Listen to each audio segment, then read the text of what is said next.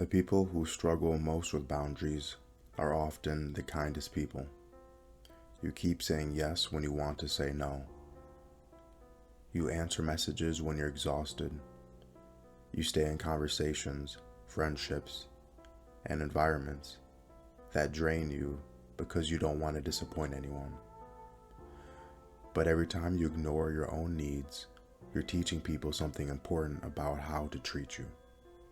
And most people don't realize they're doing it. The first point is how boundaries are self-respect. Boundaries communicate what you value. Knowing that time is finite, attention is finite, energy is finite. Boundaries determine where those resources go.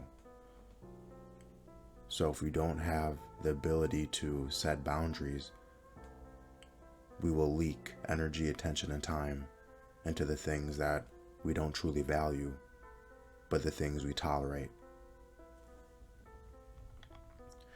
What you protect reveals what you value. Do you have something in your life that you feel is worth protecting? If so, being able to set boundaries around it will show and will allow you to honor and engage with your values that can lead to fulfillment. The next part is you teach people how to treat you. People learn from repetition. If someone interrupts you and you allow it repeatedly, they learn interruption is acceptable. If someone constantly violates your time and receives no pushback, they learn access is unlimited, and they no longer value your time. Boundaries don't tell people how to behave. They tell people what happens when they behave a certain way. Therefore, if our boundaries don't have consequences, they might as well not exist. And the only consequence that is in our control is providing our absence. If they no longer have access to us because they continue to violate our boundaries, that is a step towards self-respect, respecting our time, our attention, our energy. And people will learn that you value your time. We can't always change if they will behave differently, but what we will be able to change is what we tolerate and how we navigate relationships that can still support what we value for ourselves. The next point is why boundaries feel difficult. Why boundaries feel difficult to set. There is the underlying fear of rejection, fear of conflict, fear of disappointing others, the desire to be liked, and loneliness. Most people aren't afraid of setting boundaries. They're afraid of what setting a boundary might cost them. Therefore, we have to ask ourselves, what is worth setting a boundary for? Is temporary loneliness? Is that more manageable than consistent disrespect or disregard or feeling dismissed? There's a cost to everything. If we set more value-aligned boundaries, we're not always losing. We're often gaining a lot more than we realize. The next point is regarding loneliness and value alignment. Being alone is not the same as loneliness. Loneliness can exist inside marriages, friendships, families, workplaces, and even crowds.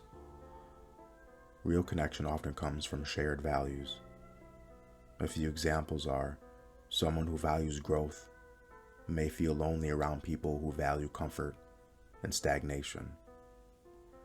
Someone who values freedom may feel lonely around people who value conformity. Someone who values health may feel lonely around people who normalize self-destruction. Loneliness is a temporary state of mind. We can't avoid being alone at all times. But the more we invest in our values, we become more accepting of ourselves and who we are and our own solitude. That becomes a welcomed aspect of life. Another point is freedom requires boundaries.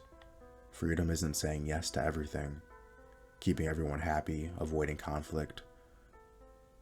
Freedom is choosing what deserves access to your time, what deserves access to your energy, and what deserves access to your attention. If your life is the result of what you've repeatedly said yes to, then your future is determined by what you're willing to start saying no to. Words are hard sometimes. Boundaries aren't selfish. They're how you protect your peace. They're how you honor your values. And they're often the price of freedom. If something resonated with you, consider leaving a comment below and sharing what felt most impactful. To support the channel, you can like, subscribe, and/or share this video with someone who you feel might also benefit. Additional ways to support the channel can be found in the links in the description below. You will also find a link to my website, cravingfreedom.com, where you can access my ebooks. On the website, you can also find descriptions of what to expect from the ebooks. And if you feel ready to commit to your path towards freedom and are seeking in-depth guidance and support, consider applying for one-on-one coaching. Answers to frequently asked questions can also be found on the website. Thank you for your time.